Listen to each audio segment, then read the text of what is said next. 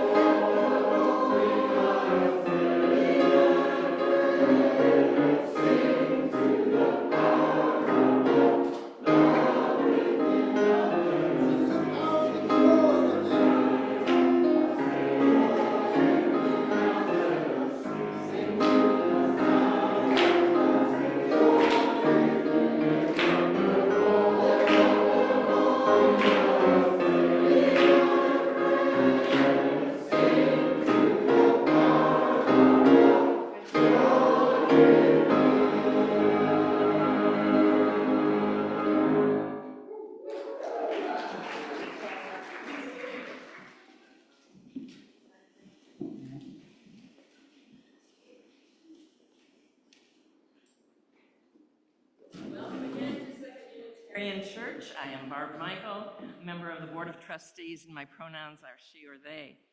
Today we are in person at the Admiral at the Lake, the 2U Sanctuary, and continuing to meet virtually using Zoom.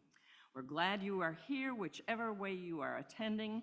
If you are in the sanctuary and would benefit from hearing assistance, we have devices available as well as noise-canceling headphones for both adults and children with noise sensitivities.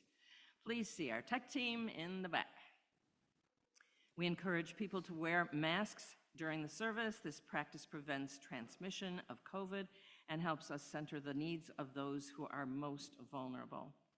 We especially welcome newcomers and visitors this morning. Finding a new community and making new connections can be challenging. Please know that we're excited to have you and look forward to getting to know you. If you would like, there are blue mugs available during coffee hour, although today, I don't know, with our coffee sale, our cookie sale, you'll have to check and see how that works. But generally on Sunday mornings, blue mugs are for visitors. And the Allies group too, I think, is not posting a question, so I'm gonna leave that part out. We are always needing help in the kitchen following services, though, and that's a great place to see old friends and make new ones. Our worship today is led by Director of Music, Carl Kennedy, and Reverend Jason Leiden, along with Don McGregor as Worship Associate. Music is provided by the 2U Choir, the 2U Family Choir, Jordan Christensen, and Carl Kennedy. Our time together requires a large group of people who make possible the worship, the music, and the technical production. They are listed in the order of service, and we thank them for their ongoing care for our congregation. I have a couple of announcements for you. Following service today, our monthly gathering for young adult ministry will happen downstairs in Fleischman Fellowship Hall. This is a space for those ages 18 to 35. Reverend Jason will lead the session today, and we are in need of a new person to help facilitate that group. This Wednesday at 7 p.m., Reverend Jason will lead our annual Blue Christmas service here in the sanctuary. This service is a contemplative holiday service for those who may not be feeling all of the holiday cheer. All are welcome to join for the evening of music, readings, and reflection. Don McGregor has been taking the church's food scraps, thank you, Don, to a Department of Streets and Sanitation's collection facility at 3143 North Rockwell Street. He's going to be away next Sunday. If you could volunteer to take the food scraps to a collection facility, that would be great. If the Rockwell location is inconvenient, there are other locations.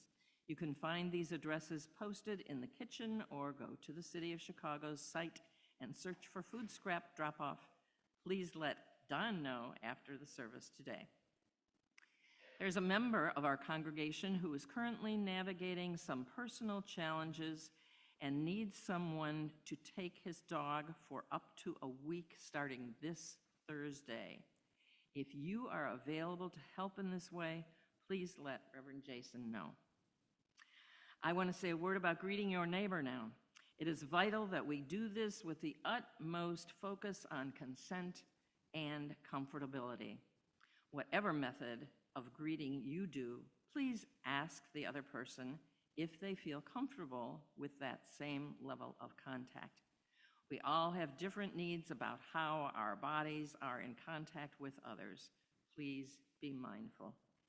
You can find additional announcements in your orders of service. This is the time to take a moment and greet your neighbor. Hi, neighbor. Hi, neighbor. A hug? Good to see you. Nice to be with you this morning.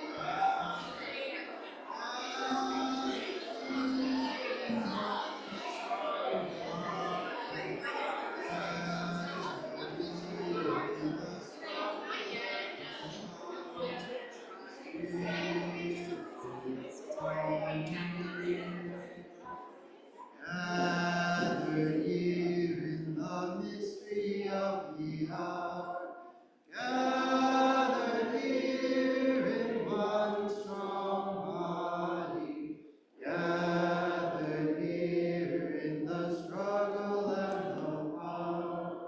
Spirit, draw near.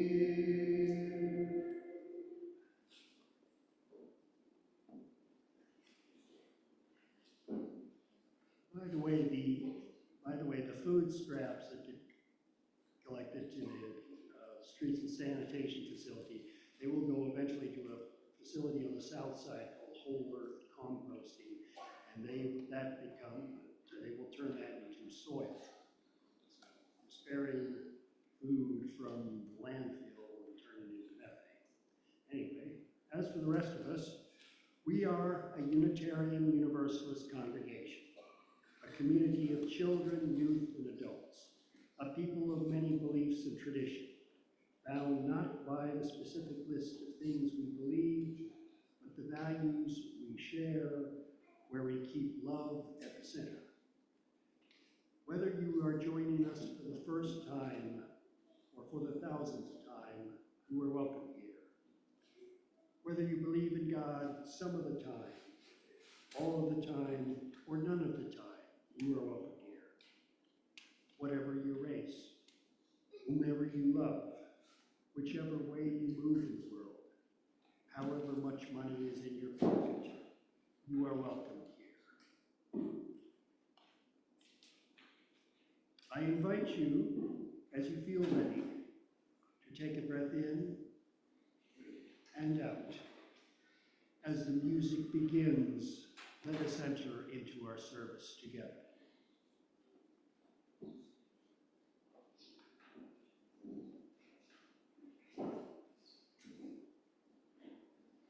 The music you will hear this morning speaks to the need for finding refuge. Some can find emotional and spiritual refuge in community, in music, in art, and even in worship. Others seek physical refuge from the threat of violence, some undertaking dangerous journeys over long distances, uncertain if they will ever return home. Let us renew our commitment to be a place of refuge for all those who need us. The following prayer was written by the 8th century Indian Buddhist monk, Shantideva, and timelessly speaks to this need. May I become at all times, both now and forever, a protector of those without protection, a guide for those who have lost their way, a ship for those with oceans to cross, a bridge for those with rivers to cross, a sanctuary to those in danger, a lamp for those without light, a place of refuge for those who lack shelter, and a servant to all in need for as long as space endures, and for as long as living beings remain. Until then, may I too abide to dispel the misery of the world. And before we sing our intro this morning, I'd like to take a moment to dedicate this song to our beloved musical comrade, Nana Cross.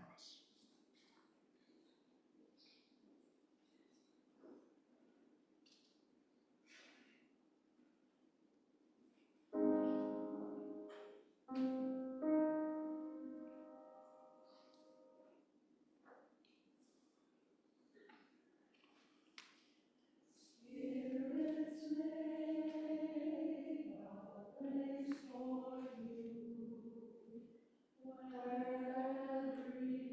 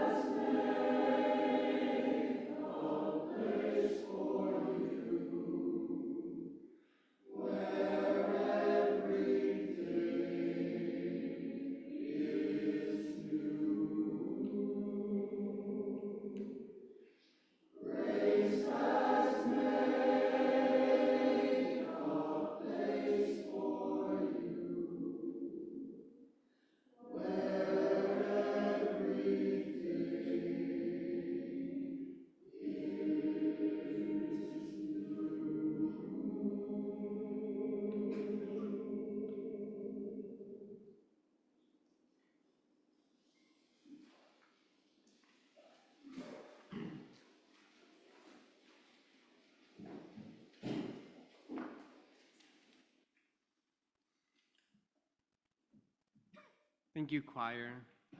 You all certainly help make that place for us. In just a moment, Zella here in the sanctuary and Harris at the Admiral will light our chalices, the symbol of our faith. We light our chalices this morning honoring the great poet Nikki Giovanni, who joined the ancestors this week. This poem of hers is entitled Choices. If I can't do what I want to do, then my job is to not do what I don't want to do. It's not the same thing, but it's the best I can do. If I can't have what I want, then my job is to want what I've got and to be satisfied that at least there is something more to want. Since I can't go where I need to go, then I must go where the signs point, though always understanding parallel movement isn't lateral. When I can't express what I really feel, I practice feeling what I can express, and none of it is equal. I know, but that's why mankind, alone among the animals, learns to cry.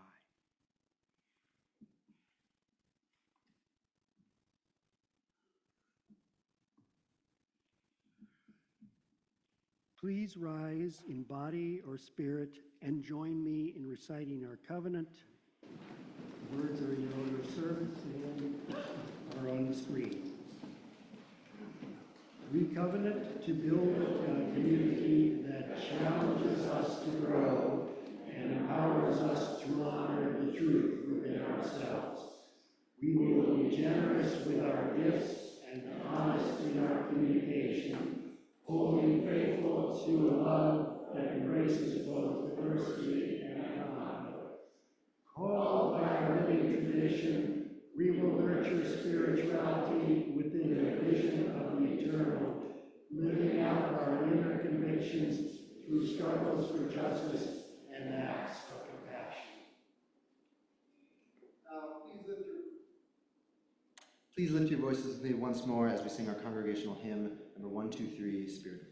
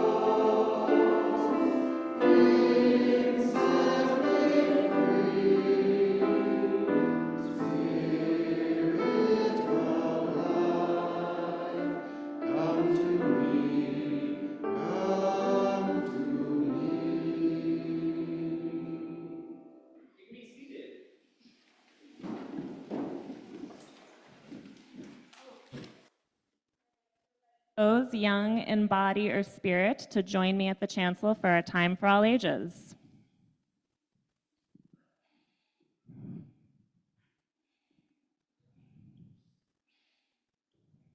All right, welcome and good morning, everyone. I'm going to start, we'll get to that in a minute. I'm going to start by reading you part of a book called Everybody Needs a Rock. Everybody needs a rock. I'm sorry for kids who don't have a rock for a friend. I'm sorry for kids who only have tricycles, horses, elephants, goldfish, three-room playhouses, fire engines, wind-up dragons, and things like that, if they don't have a rock for a friend. if somebody says, "What's so special about that rock?" Don't even tell them. I don't. Nobody is supposed to know what's special about another person's rock.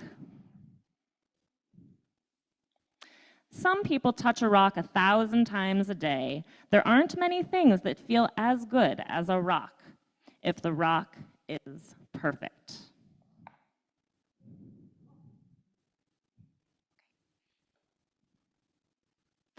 I've seen a lizard pick one rock out of a desert full of rocks and go sit there alone.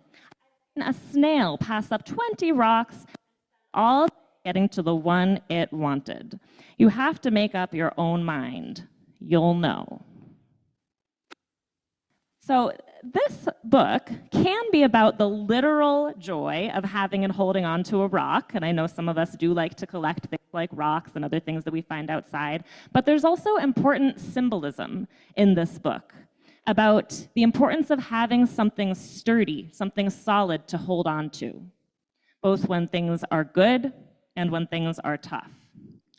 Now, to add on to that, I'm going to read you a passage from a book we don't use too often in our Time for All Ages here. This is the Bible, an important religious text in most Christian practices. And I'm going to read you a passage, and the passage is called "The Wise and Foolish Builders." In the story of the Bible, these are some words that Jesus said. "Everyone who hears these words of mine and puts them into practice is like a wise man who built his house on the rock. The rain came down, the streams rose, and the winds blew and beat against that house. Yet it did not fall because it had its foundation on the rock. But everyone who hears these words of mine and does not put them into practice is like a foolish man who built his house on sand. The rain came down, the streams rose, and the winds blew and beat against that house, and it fell with a great crash." So this passage, just like the book we read part, is about how rocks can provide stability and protection for us. In this passage, the rock literally held the house in place. So in our lives, our rocks can be anything. It can be a person, an idea, an object. It could be a piece of music. It's something that we turn to for comfort, protection, and support, both when times are good and when times are tough. One important rock in my life is my friend whose name is Kat. And so she's not a cat, not to be confused with Whiskers. So my friend Kat is someone who I've been friends with for a very long time. She's dependable. She provides me with comfort, reassurance, stability when I need it, both when things are good and when things are hard. So I want you to take a moment, kids and grown-ups, think about a rock or two in your life, something you turn to for strength, protection, and stability. And kids, when you're ready, I'd love to hear from one or two of you.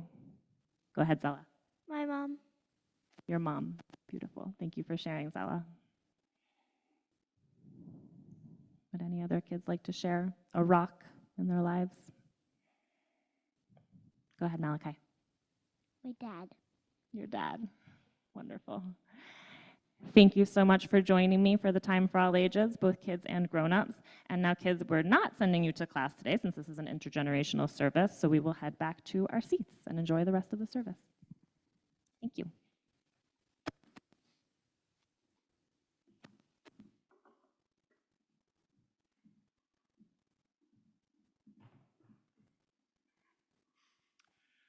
One of my rocks is you all. You ground me and keep me connected to this world that we are serving together, and I am so grateful for that. So each year, as you hear me say week after week, we collectively and individually make a pledge, a commitment to support the ministry of this, our congregation. In addition to this commitment and contribution that we make, we take a collection Sunday after Sunday so that we can share with those who are doing justice work well beyond our walls. While the music is playing, you'll see a phone number on the screen, and you are welcome to use that to do a text to give. And for those of us here in the sanctuary, we will pass around a plate, and you can put your change, your cash, or checks right into there to contribute to our plate share. For the month of December, things are a little different, and you've heard me talk about this already this month. But what we are doing is we're sharing our resources with the Minister's Discretionary Fund. And what this fund does is it equips me with the financial resources so I can be able to support people both within our congregation and well beyond our community who need financial help right now. People who are struggling in this very moment. So for instance, this week, I was able to share a combination total of $200 with people who came to me to say, help. One was a family, and I asked permission to share these stories. One was a family who is struggling specifically to take care of their car. They actually live a little bit outside the city, and they're unable to, at this moment, pay for some essential repairs to make sure that their car is working so that the man in their family, the father of their kids, is able to get to work. And so because of what you resource me for, I was able to help. Could I pay for the whole thing? No, but we were able to be part of what they needed in order to survive and take care of their family. And you are the ones who make that possible. The other story is of a man who comes to us somewhat regularly, who is a veteran navigating veterans housing and not having enough in financial resources to take care of his basic needs week to week. For those of you who may not be familiar, what we provide to veterans in our country is insufficient for financial survival. And so he needs more in order to take care of himself, in order to take care of his prescriptions that he's getting, his co-pays that he has to pay, in order to get groceries. And so again, because of what you all contribute, I was able to help him take care of his needs. And so that's what the Minister's Discretionary Fund does. And so as you're giving this month, I'm encouraging you to think about maybe you could give a little bit more than what you are giving in previous months. That maybe you can help resource this very direct aid that you all make possible for people in our city who are really struggling. So I ask you to please keep that in mind as Don leads us in our offertory words.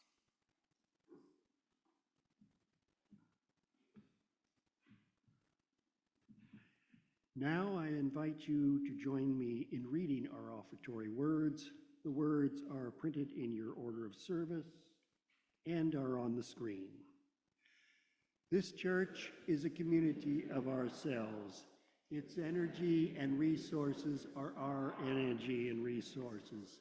Its wealth is what we share. As we contribute to the life of this community, we affirm it and enable its participation in the larger world around us. The offering will now be generously given and gratefully received.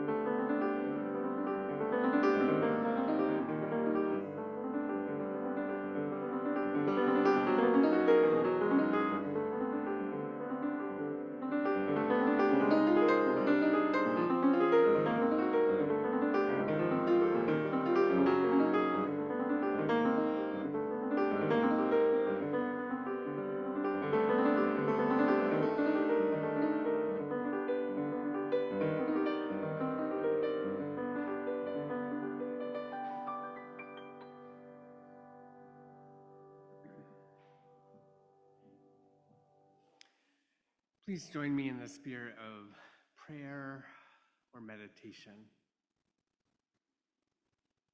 Let us begin by breathing together.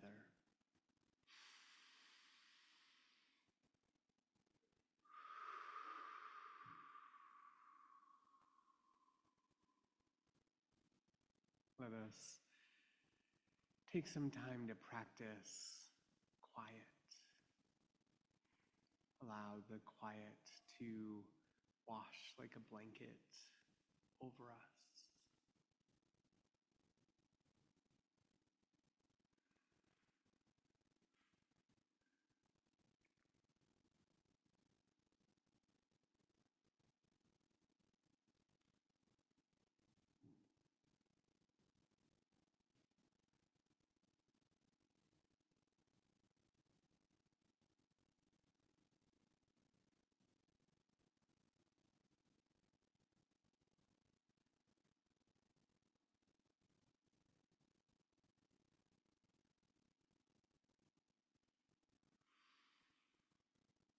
We begin always in thanks.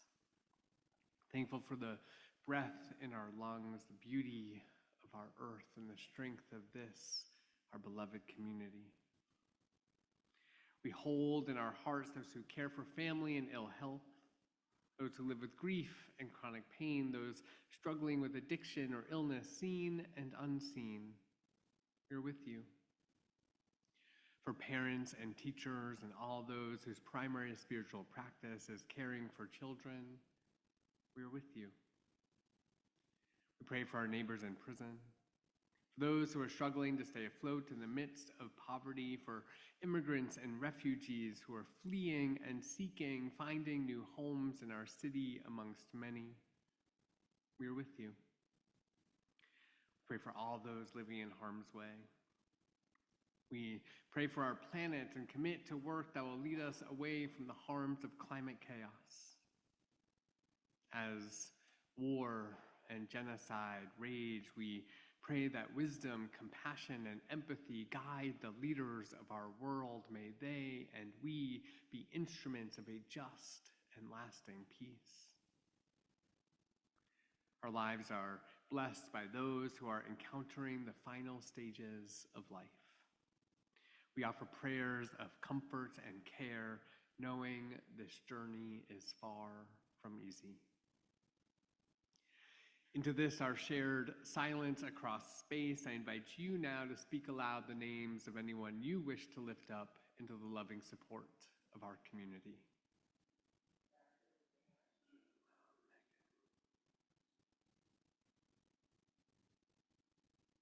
With our deepest compassion, let us hold in our hearts those named and unnamed, those remembered and those forgotten. Let it be so. Amen and blessed be. During our ritual of lighting candles for joys and concerns, we want to continue to take care of one another. So here in the sanctuary, in a moment, you'll be invited forward to light your candles and when you are done lighting your candle of contemplation, you are invited to use a hand sanitizer that's available. For those of us at the Admiral, I invite you to come forward. Take a pebble from one bowl, hold it tightly in your hand, putting your energy into that stone, and then knowing your joys and sorrows to be shared by this community, let it go lightly into the other bowl. And for those of us on Zoom, please join by sharing your joys and concerns in our chat window.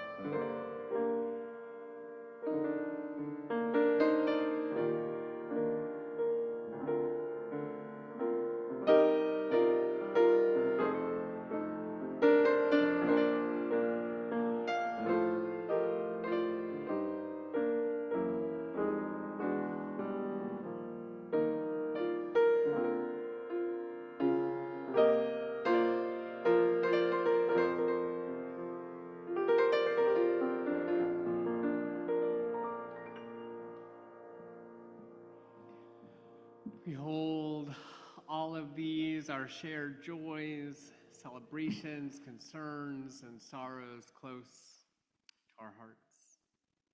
Our first reading this morning is written by the Reverend Erica Hewitt, and it was written in 2015, but contains references to current events of this moment. Nearly a decade later, these events remain present in our world as a source of ongoing strife, and particularly for those Syrians who are now able to return home, a source of hope. For many reasons, people depart, they leave home or the places given to them in place of home that might have been lost to war, and seek refuge from 1,000 dangers and uncertainties. For many reasons, many of them inconceivable to us who live in relative peace and prosperity, people just can't stay where they are in the places they know. So for themselves and for their children, they trade the hell they know for the unknown and the foreign. For so many reasons unimaginable to me and maybe you too, people give up their sense of belonging. They surrender the climate and food and sounds and smells that their bodies have always known for the new, the unfamiliar, the harsh, and unlearnable. What deep respect these refugees, asylees, and immigrants deserve for their courage, for their capacity to keep moving forward toward hope. Some members of our human family are throwing their arms wide to welcome those seeking mercy and seeking home, and others are nearly taking up arms to drive them away. It's a painful territory that stretches between the merciful and the damned. As a minister, I'm in the business of holding up important truths as I see it and naming how those truths intersect with the news on our screens. As the Syrian refugee crisis unfolds, I've had to remind myself of two things. One, those of us who call ourselves American are all to some degree complicit in the unstable geopolitical disasters that result in such vast human suffering. And two, to adjudicate and assess which refugees are deserving of mercy and which ones aren't, is to exhibit an arrogance so dehumanizing that it borders on dangerous. When human suffering comes spilling over our borders, there is no clear division between them and us. Our country's own policies are culpable, and by extension, us. We've protected our American lifestyle of consumption and corporate rule. We play a role in inequality and ecological disasters and wars over dwindling resources, and the popularity of Donald Trump every time we lose sight of the fact that we are powerful players in a fragile but wildly interconnected global community, which is often we've lost a bit of our soul. That's what fear does. Fear is a voice that says nothing matters more than self-preservation and self-importance. Fear drains the antifreeze out of your heart so your compassion center runs cold. It cuts off the feeding tubes that keep our souls supple and our morality intact. And fear, I think, is what's at the heart of the stingy fool's game of deciding which immigrants are deserving of asylum. Fear says, from my comfortable position of privilege, I will decide whose hell is raw and terrifying enough to merit compassion.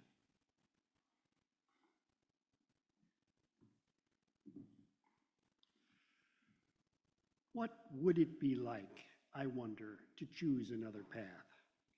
How much would it cost to invoke the principles of our faith and the beating heart of our ethical lives by saying, we are a single, interconnected family. We make one another stronger and braver by sharing what we have. All people have the same worth and the same inherent dignity, but no human being is illegal.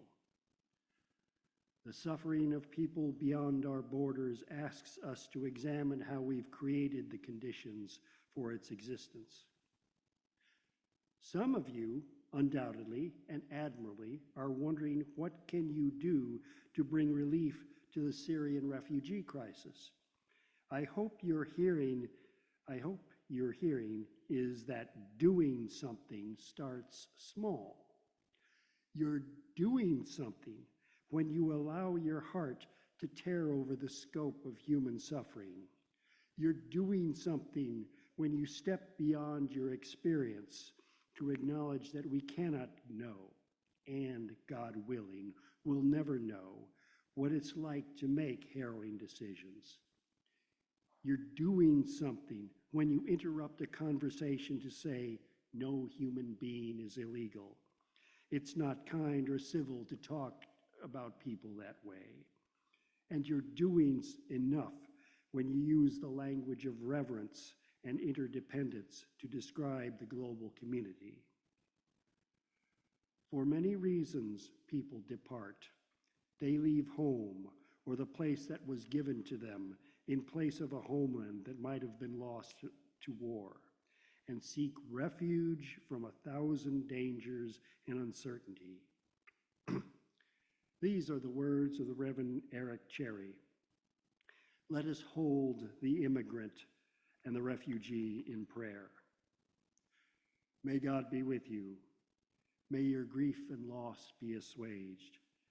May the hard road you travel include spaces of rest and security. May you know the inherent worth and dignity every day of the journey. Let us pray for the people who are met along the way. May they remember how they were strangers too. May they embrace the pathways of compassion. May they recall the teaching of the prophets. May they make room in their hearts and in their home.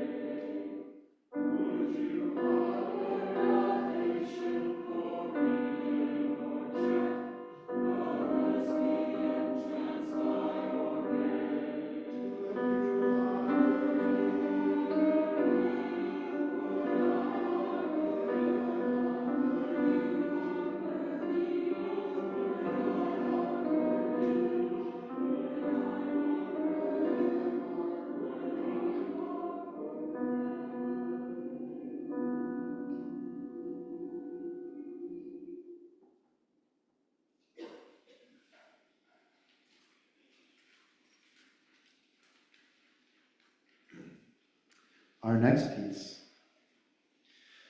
was composed in 2017 by Michael Bushewitz-Kwan as part of her This Is My Name choral series. Over a dozen organizations contributed financially to the commission of this piece, including Second Unitarian Church of Chicago. The text of this piece is a poem written by 9-year-old Lamia Saragofa, who, after losing her home in the village in Azerbaijan, began writing poetry to express her feelings. The stirring text and repeated rhythmic elements persist throughout this work, along with body percussion that represents the journey of the refugee, forced away from their home, often by foot. Lamia's poem originally reads, "My life, my destiny has been so painful, so don't call me refugee. My heart aches, my eyes cry, I beg of you, don't call me refugee. It feels like I don't even exist in the world, as if I'm a migrant bird far away from my land. Turning back to look at my village, I beg of you, don't call me refugee. Oh, the things I've seen during these painful years, the most beautiful days I've seen in my land.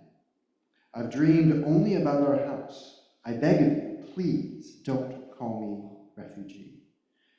The reason I write these sad things is that living a meaningless life is like hell.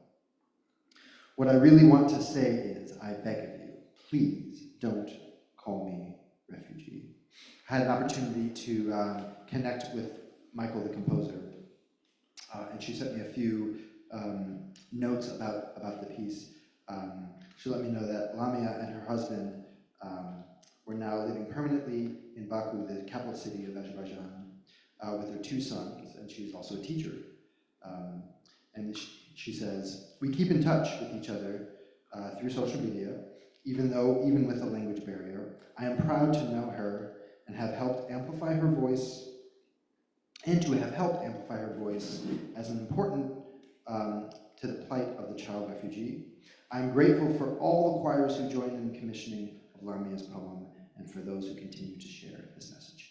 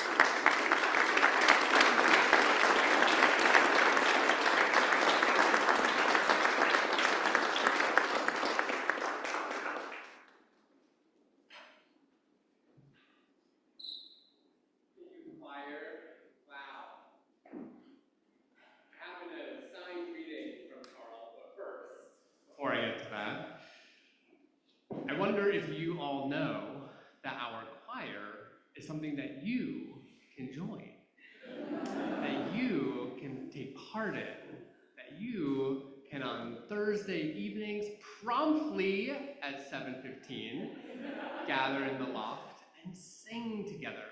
Carl even let me do it, so he'll let you do it too. And it would be wonderful to celebrate with you. Our choir, you may have noticed, leads us in music a couple of times a month and can always benefit from all of your wonderful and beautiful voices. I also want to take a moment to celebrate Carl, our incredible music director.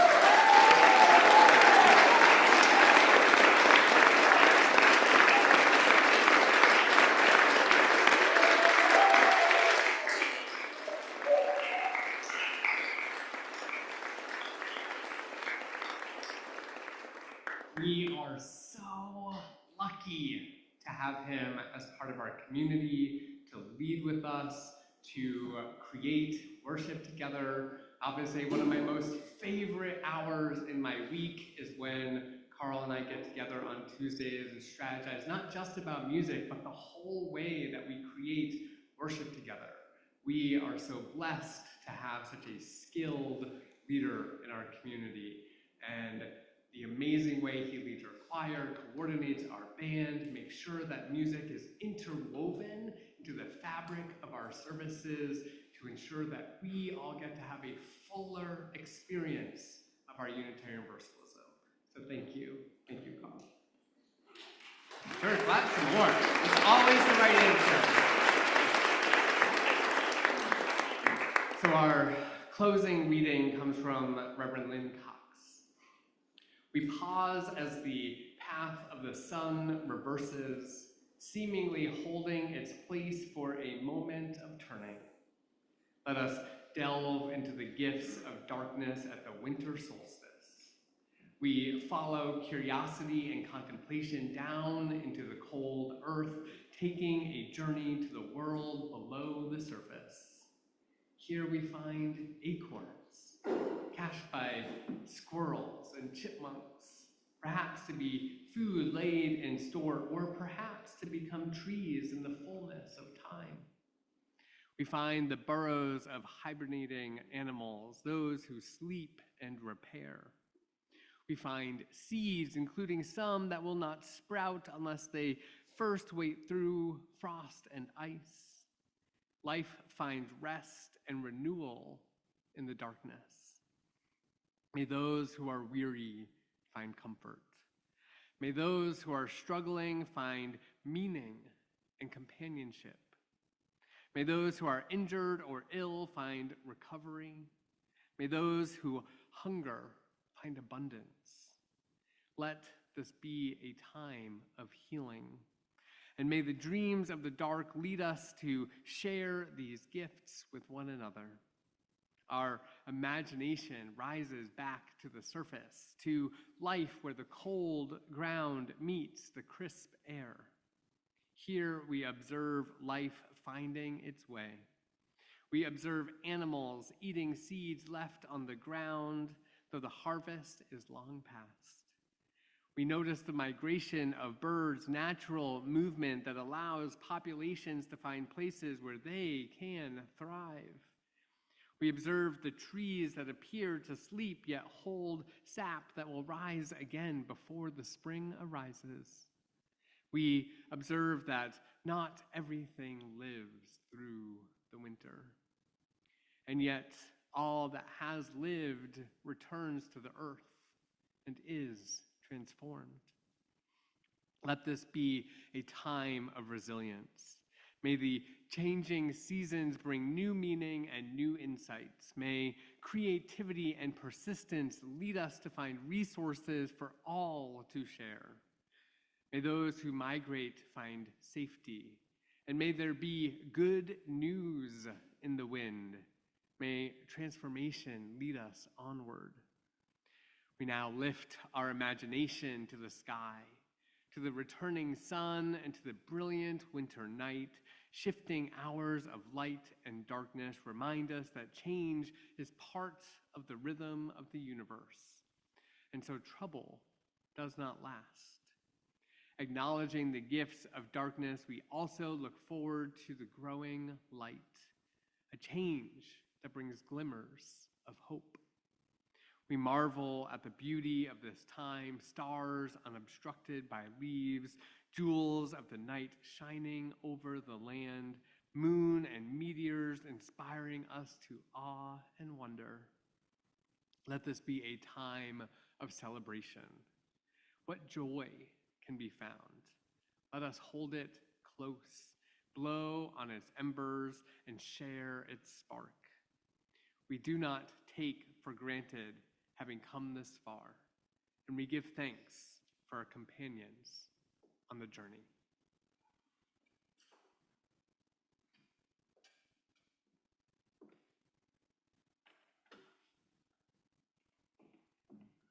I'd like to invite the family choir back up for our closing hymn. The rest of you will do this hymn, we'll do this song seated, so you are welcome to stay where you are. This song is not from our hymnal, but it comes from the Folk Dua Mamuse, and it's in two parts, and we've got some hand motions that we're going to teach you as well. So you'll see the words up on the screen. There's only one slide with both parts in it. So we're going to start learning the first part. All we're saying is finding my way, finding my way, finding my way back home. And it goes like this.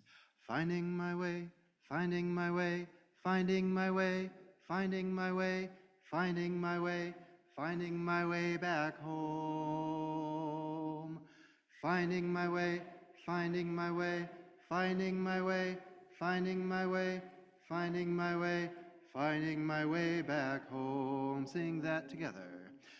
Finding my way, finding my way, finding my way, finding my way, finding my way, finding my way back home. Finding my way, finding my way, finding my way, finding my way, finding my way, finding my way back home. And the family choir asks, do we need to start with the right or left? And the answer is no. The second part is more the melody, and that sounds like this. We've also got some other hand motions for this one as well. It says, "Oh, river, I hear you, feel you calling me." Let's sing that.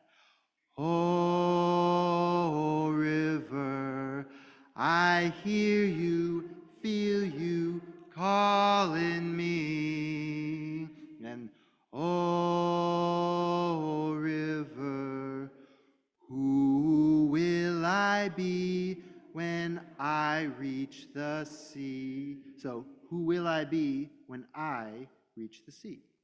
Let's put all that together, the melody part. O river, I hear you, feel you. Oh, river, I hear you, feel you calling me. Oh, river, who will I be when I reach the sea? That's it. So this half is going to sing the Finding My Way part. This half will sing the O River part. You are welcome to join your respective halves. Let's start with Finding My Way.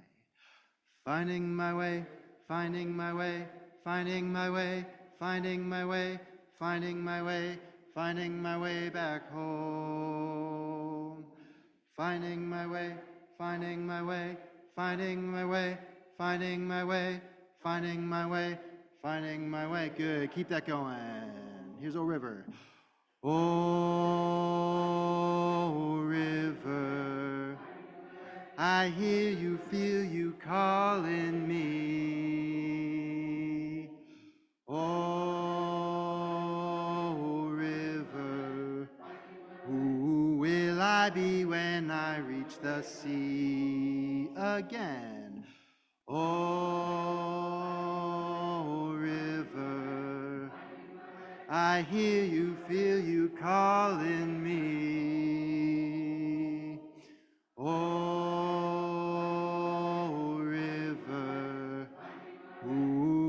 I be when I reach the sea? One last time. Oh,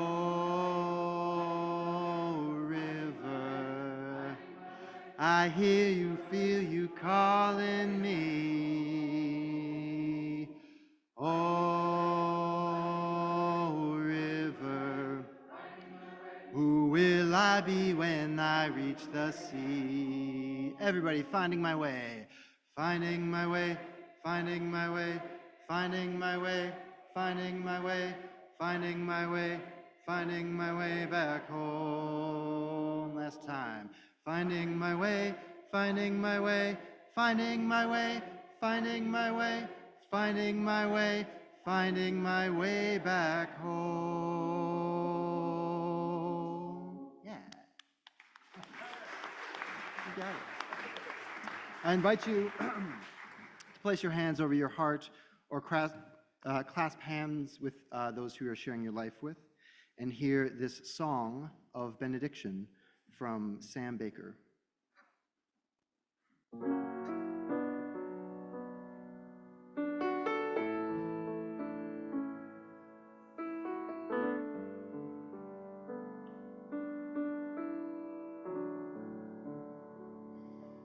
Go in peace, go in kindness, go in love, go in faith. Leave the day behind us. The day is done. Go in grace. Let us go into the dark, not afraid, not alone. But let us hope by some good pleasure we'll safely to arrive at home. Let us hope by some good pleasure we'll safely to